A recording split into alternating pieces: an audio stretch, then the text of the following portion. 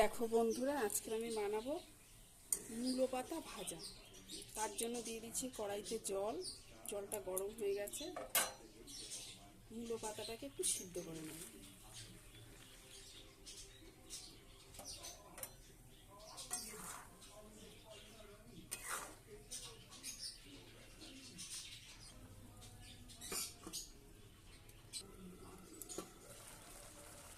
এটা আমাদের সিদ্ধ হয়ে গেছে, এবার এটাকে নামিয়ে নেব।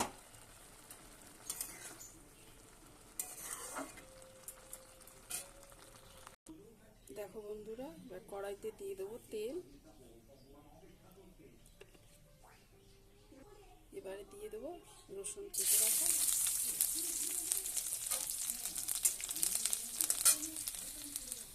রসুনটা ভাজা হয়ে গেছে, এবার দিয়ে দেবো পেঁয়াজ, কাঁচা লঙ্কা।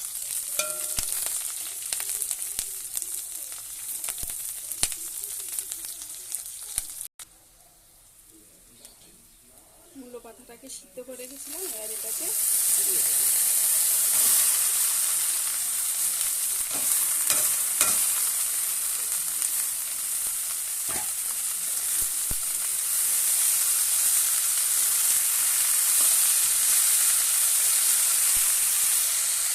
এবারে দিয়ে দেবো লবণ, অল্প একটু হলুদ। এটা আমাদের ভাজা হয়ে গেছে, এবার এটাকে নামিয়ে নেব।